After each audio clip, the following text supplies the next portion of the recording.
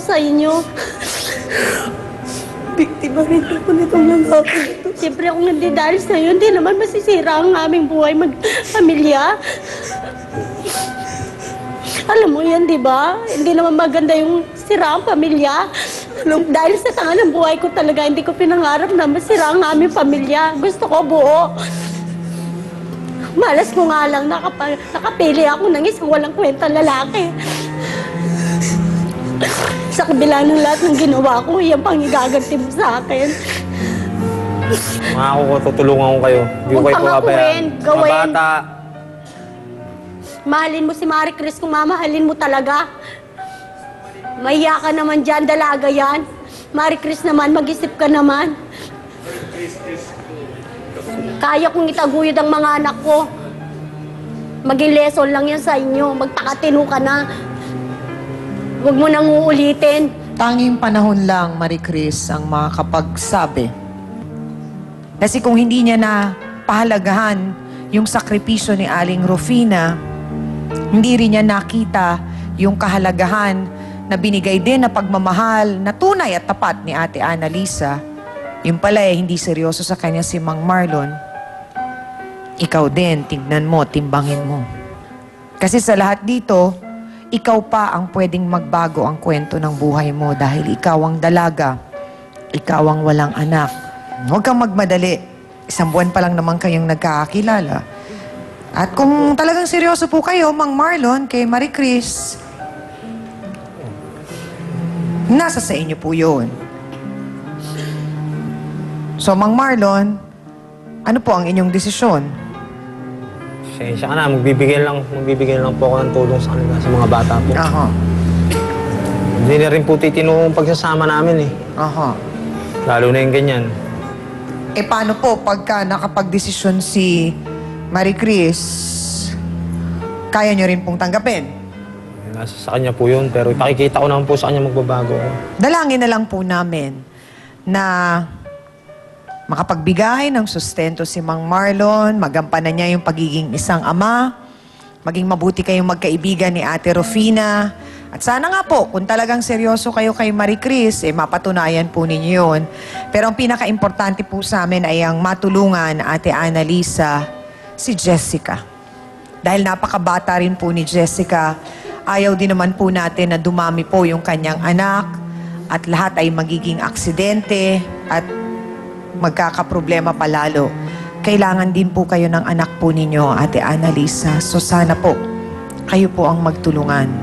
So sana din, Jessica, mabalik yung pagmamahal at respeto mo sa nanay mo at bigyan mo siya ng isang pagkakataon pa na kayong dalawa ang magsama at tumulong sa mga kapatid mo at sa tatay ninyo. So tatanggapin po namin ang inyong mga naging desisyon dahil dito naman po sa amin sa face-to-face ay lagi naman po ang mahalaga sa amin ay kung ano po yung magiging desisyon ninyo matapos mapag-usapan po ang lahat-lahat. At hangad namin, Ate Rufina, na alam kong napakahirap, masakit, pero naniniwala kaming lahat dito na kaya mo at makakabangon ka at mabubuhay mo ang 2 bata at maipapaliwanag mo sa kanila. Dahil hindi pinapabayaan ng Diyos ang mga nanay na naiiwang mag-isa sa laban ng buhay. Tandaan mo yan. Maraming salamat sa ating mga bisita. Amina na po tayo mga kapatid. May mahalagang aral na naman tayong natutunan sa umagang ito. Ano mang gusot o sigalot na namamagitan sa 2 mag-asawa o magkarelasyon ay laging may epekto po sa kanilang anak. Hindi man natin ito tuwirang nakikita, nasasaktan sila at nagpaparamdam sa iba o sa masamang paraan. At kung hindi natin po sila mapapaliwanagan, maaring mag-isip sila ng iba at makagawa po ng mga bagay na hindi maganda. At napakalungkot isipin na baka huli na ang lahat para mailayo po natin sila sa paggawa nito. Sa kabilang banda, hindi rin po sapat na dahilan para sa mga anak ang magrebelde dahil sa pagkukulang ng kanilang magulang. Alam na nga nating may problema sa pamilya, sana po wag na nating dagdagan pa ng isa. At bilang mga magulang, subukan din po sana nating maging magandang ehemplo sa ating mga anak kahit na alam po nating tayo ay naghihirap sa buhay. At para po sa ating face-to-face, heart-to-heart thought for the day, anumang desisyon ng magulang na pansarili lamang ay maaring may masamang epekto sa anak kalaunan. Maraming salamat po sa inyong lahat mga kapatid. Sa aking co-host na si Hans Martel. Sa Dance Squad.